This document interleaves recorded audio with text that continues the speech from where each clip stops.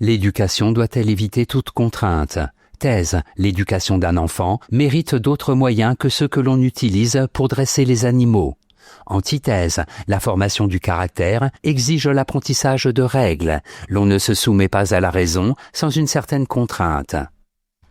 Thèse. L'éducation ne doit pas être un dressage. En effet, éduquer un enfant, c'est le conduire à désirer la vertu.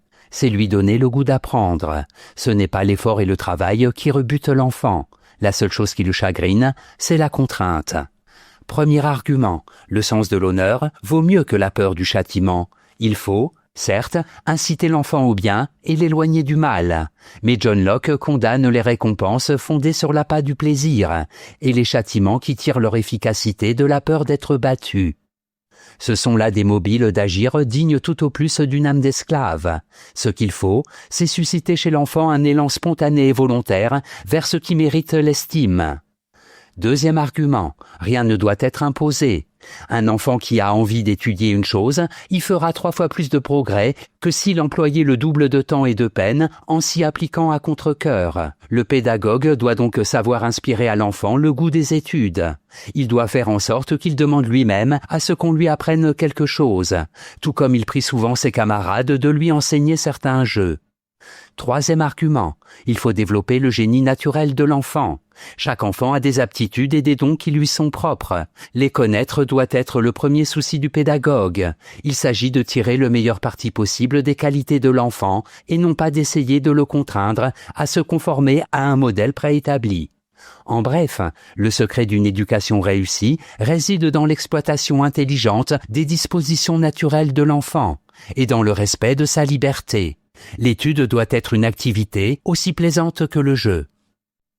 Antithèse, un minimum de discipline est indispensable. En effet, une éducation n'est réussie que dans la mesure où l'on n'a pas négligé la formation morale de l'enfant. La rectitude et la fermeté du caractère sont des préalables obligés à l'exercice de la raison. Premier argument, trop d'indulgence corrompt l'enfance. Il est bien d'aimer ses enfants, mais il ne faut pas chérir leurs défauts. C'est une erreur de croire que l'on peut sans danger avoir de l'indulgence pour une petite sottise, car si un enfant a été accoutumé à pouvoir faire tout ce qu'il lui plaît de faire, l'adulte qu'il deviendra prétendra aux mêmes privilèges. Deuxième argument, il ne faut pas laisser l'enfant prendre de mauvaises habitudes. Si toutes les fois qu'un enfant veut une friandise, nous la lui donnons pour l'empêcher de pleurer ou de se mettre en colère, il ne faudra pas alors s'étonner si, devenu grand, il se montre incapable de se contrôler lorsque la passion l'entraîne au vin ou aux femmes, et à bien d'autres excès encore. Troisième argument, il faut apprendre à l'enfant, au besoin par la contrainte, à gouverner ses passions. C'est dès le plus jeune âge que l'enfant doit apprendre à soumettre ses désirs aux exigences de la raison.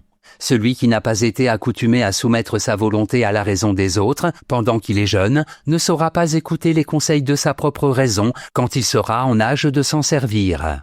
En bref, les mauvaises habitudes asservissent l'homme. Aussi faut-il, le plus tôt possible, apprendre à les éviter. Pour ce faire, il est nécessaire de recourir à la contrainte quand l'homme est encore trop jeune pour se gouverner lui-même. Synthèse. La pensée pédagogique de John Locke s'inscrit dans le prolongement de celle de John Milton et de Comenius, qui écrivit, dans sa grande didactique, que l'éducation doit être faite sans coup, sans violence, sans aucune contrainte, avec le maximum de délicatesse. John Locke a teinté sa pédagogie de libéralisme, comme il l'avait fait pour la politique. Mais il a le mérite de rappeler que rien ne s'obtient sans effort, et qu'une pédagogie libérale n'est pas une pédagogie laxiste.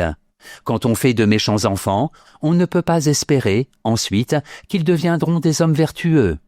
Le mal n'est pas d'avoir des désirs conformes au goût de chaque âge de la vie, c'est de ne pas soumettre ses désirs à la conduite de la raison. Il ne s'agit pas d'avoir ou non des passions, il faut être capable de les gouverner. Notes et commentaires. Comenius, nom latinisé de Komensky, écrivain tchèque, 1592-1670, sans doute le plus grand pédagogue du XVIIe siècle, premier à affirmer que le jeu constitue un moyen d'éducation très important. John Milton, poète anglais, 1608-1674, qui publie en 1642 un traité de l'éducation. laxisme, tolérance excessive, laisser-aller, relâchement moral. Citation. C'est avec beaucoup de sagesse que la nature a inspiré aux parents de l'amour pour leurs enfants. Mais si la raison ne modère pas cette affection naturelle avec une extrême circonspection, elle dégénère aisément en une indulgence excessive. John Locke, quelques pensées sur l'éducation.